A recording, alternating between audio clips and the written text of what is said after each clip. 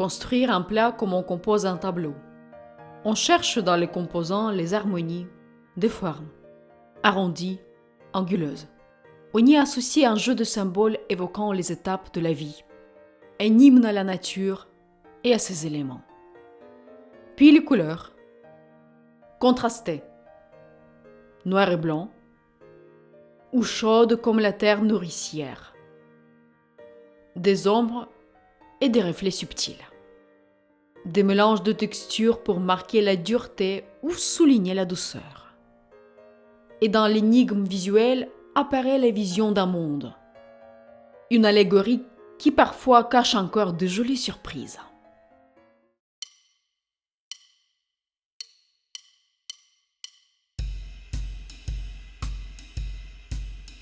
Bonjour, Christophe Dufossé, propriétaire et chef de cuisine du château de Beaulieu, à côté de Bunes, dans un joli village, établissement hôtelier 5 étoiles, restaurant 2 étoiles Michelin, étoile verte, une brasserie, 28 chambres et on va dire aussi un spa avec une très belle piscine couleur de nage et la mise en place d'un écosystème sur 8 hectares.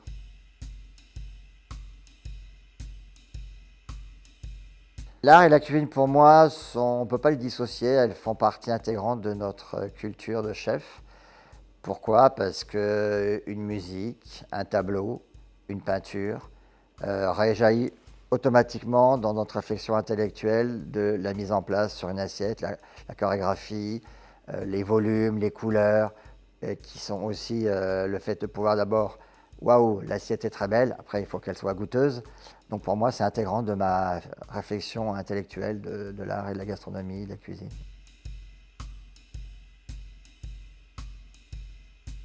Ça m'arrive de faire quelques beaux musées, j'aime bien tout ce qui est contemporain, j'aime bien le côté abstrait, le côté qui m'emmène, me faire rêver quelque chose.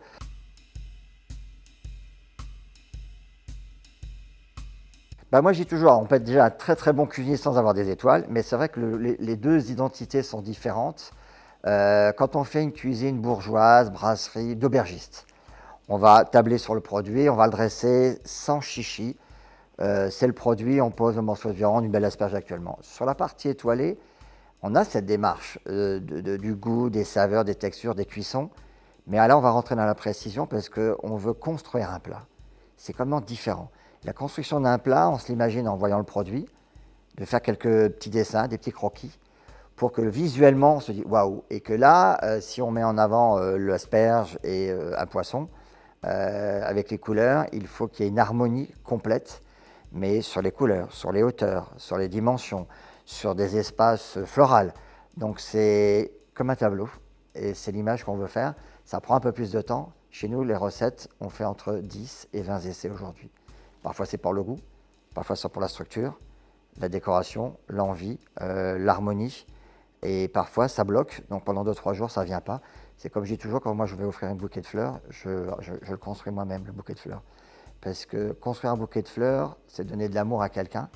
La recette, c'est pareil, une assiette, c'est pour qu'on donne un certain amour, un certain ressenti. Il faut que les gens aient une émotion et qu'on raconte une histoire. Et donc les assiettes sont souvent en rapport aussi à l'environnement extérieur. Faire une grande cuisine, c'est souvent dans la simplicité. Comme faire du pain, comme sublimer un topinambour, comme sublimer un produit qui n'a pas une notoriété d'une langoustine ou un homard. Voilà. Comme le caviar, on peut en mettre. Là, on a arrêté d'en mettre un petit peu parce que je me dis aujourd'hui, on peut construire, on peut faire rêver des gens avec un produit simplement en écoutant. Comme j'ai appris avec l'Asie, parce que j'ai fait 12 ans de la Chine, la construction d'un produit, c'est rentrer dans l'intérieur du produit, comment il est fait, son autre végétation, comment il va réagir aux cuissons. Et de là, déjà, on gagne 50% de temps.